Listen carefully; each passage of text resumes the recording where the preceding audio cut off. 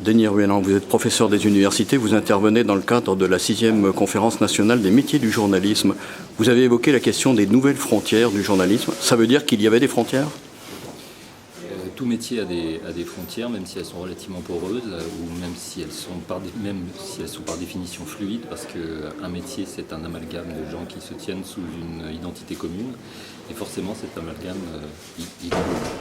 Ce qu'on appelle une frontière, c'est une zone au-delà de laquelle l'attraction d'un métier ne s'exerce plus sur les individus qui vont se rapprocher d'un autre pôle.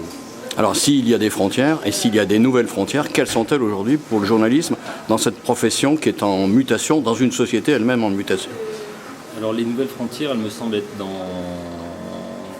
évidemment dans le fait que de nouvelles techniques apparaissant, de nouvelles spécialités journalistiques s'attachent à ces nouvelles techniques. Globalement, ce qu'on peut considérer, c'est que les journalistes ont toujours été attentifs à ne pas laisser les métiers techniques de côté et à faire en sorte d'incorporer en fait un certain nombre de fonctions qui pouvaient aussi être occupées par d'autres métiers. On pense par exemple au pré-presse. Les journalistes ont été attentifs à pas forcément se laisser déborder sur ce côté-là. Eh bien, on constate un petit peu la même chose du côté aujourd'hui du traitement des données, par exemple, ou tout ce qui est la scénographie, l'éditorialisation des sites avec toute une mise en scène de l'information. C'est quelque chose qui est fait par les journalistes. Donc ça, c'est sûrement une nouvelle frontière. Est-ce que ça veut dire, et c'est ma dernière question, que ça induit des nouvelles frontières sur le fond du métier, par exemple sur les questions de déontologie, de la pratique professionnelle ? Il y a une nouvelle frontière qui est en train d'apparaître, me semble-t-il, et qui est liée à une certaine diffusion des statuts hybrides et qui sont en partie précaires. En fait, ce qu'on observe, c'est qu'il y a un certain nombre de gens qui considèrent que pour pratiquer un journalisme authentique, il faut se préserver de certaines conditions du salariat et notamment d'obligations qui sont attachées à la position de salarié.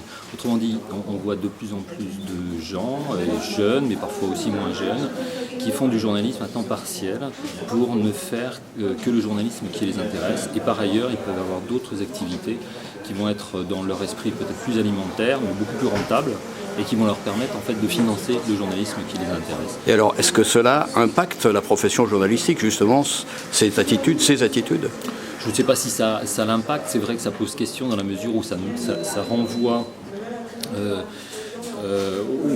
au début du XXe siècle, quand la profession a lutté très fortement pour que, entrant dans le salariat, elle obtienne tous les avantages du salariat et plus, c'est-à-dire en fait même une suspension partielle du lien de subordination à travers les principes d'arbitrage et de mois par année qui sont pour moi complètement essentiels.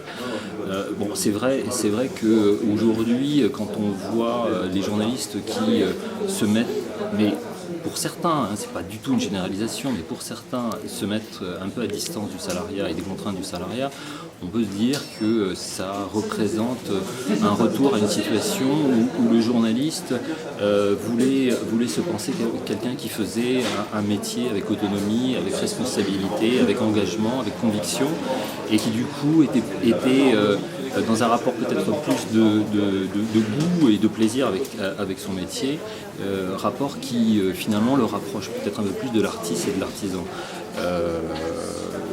Je crois que ce qu'on voit aujourd'hui, ça peut témoigner de ça.